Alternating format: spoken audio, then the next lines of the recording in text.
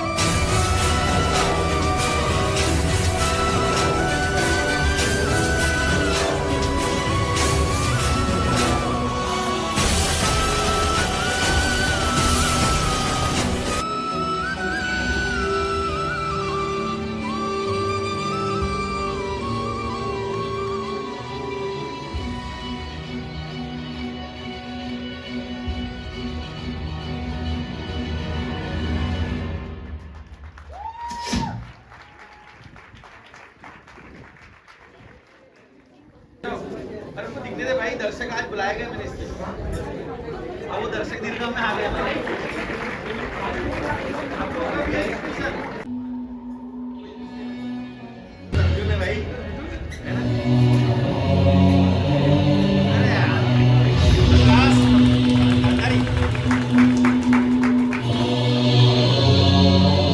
मुझे स्पर्श मत कीजिए राजमाता कुंती, मैं मलिन हो जाऊंगी।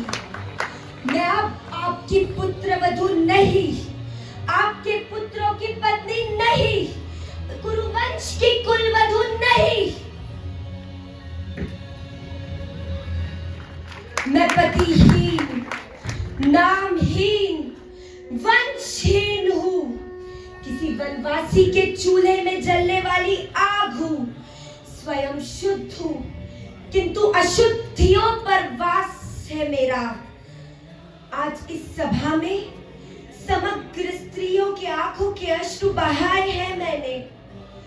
राजमाता कुंती, महारानी गांधारी, यदि स्वयं अपना रक्षण करने की इच्छा है तो इस राजसभा का त्याग करके चली जाइए, क्योंकि आज ये राजसभा डूब जाएगी।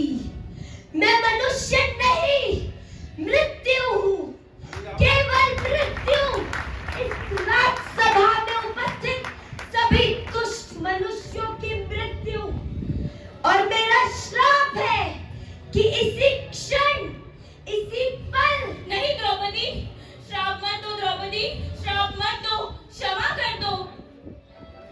मेरा श्राप भी क्षमा है महारानी।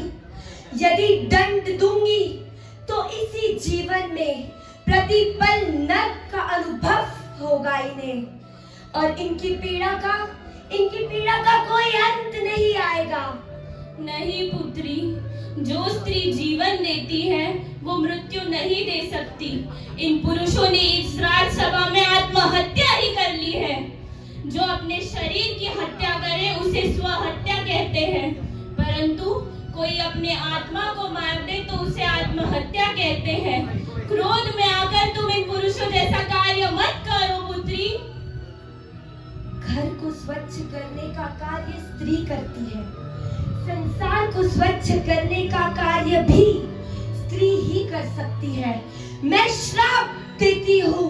ठहरो पांचाली, आज पांडु पुत्र के ऊपर बहुत बड़ा लांछन लगा है पांचाली, उसे धोने का एक अवसर दीजिए पांचाली, तुम्हारे अपमान का एक प्रतिशोध लेने दीजिए पांचाली। कैसे लेंगे आप प्रतिशोध? आप तो दास हैं इन दुष्टों के। मैं अपने केस आज के बाद कभी नहीं मानूंगी, माथे पर चूड़ामणि धारण नहीं करूंगी।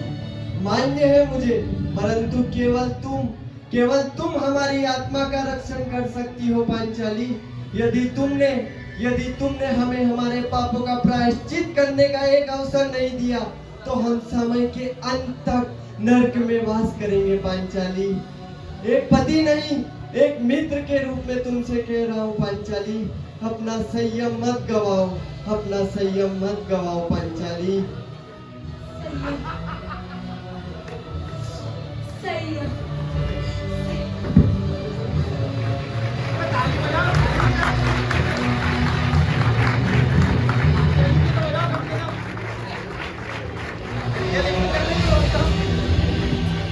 कभी कभी समय ऐसा चक्रव्यूह रचता है कि हमारा संयम टूटने लगता है। सखी, हमें अपने क्रोध पर अंकुश रखना होगा। समस्त स्त्री जाति का तुम मान हो। हे कृष्णे, संयम रखो, यही सर्वाधिक आवश्यक है। पुत्री, बस पुत्री बस। महाराज धृतराष्ट्र, आज आपके अनुज सम्राट पांडु के परिवार ने फिर उपकार कर दिया है आप पर। जाइए, सुख भोगिए, किंतु तब तक जब तक सुख दिखता है।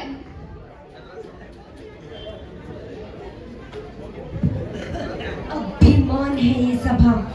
यहाँ उपस्थित सभी सभाजनों ने अपने अपने धर्म के बारे में अवश्य विचार किया, किंतु किसी ने भी पांचाली के धर्म स्वाभिमान के विषय में विचार नहीं किया। दुर्योधन को उसके पापों की सजा अवश्य मिलेगी, किंतु जो मौन थे उन्हें अपने पापों की सजा भी मिलेगी।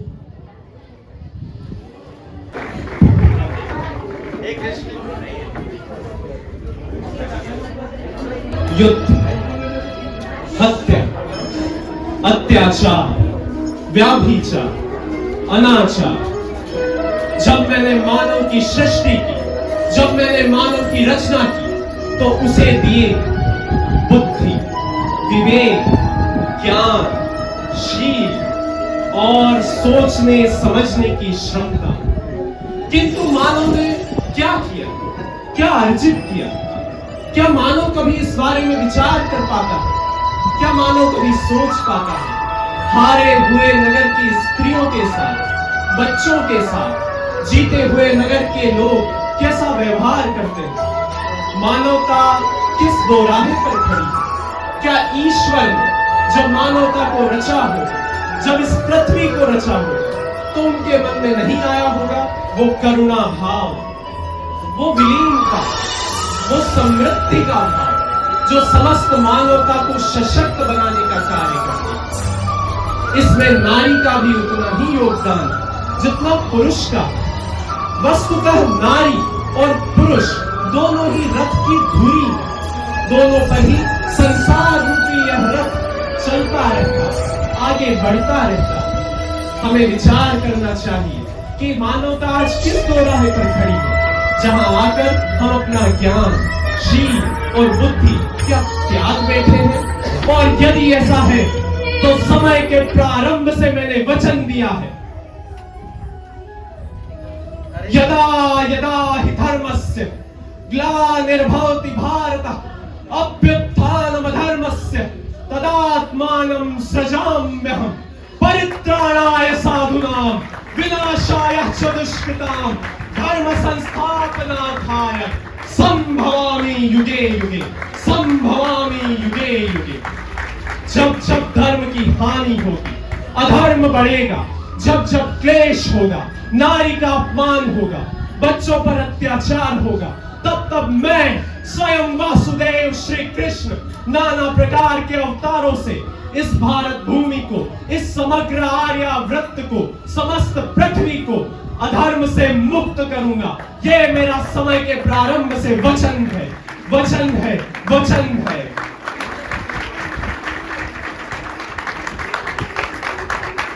धन्यवाद। आशा करता हूं आप सबको समझ में आया होगा।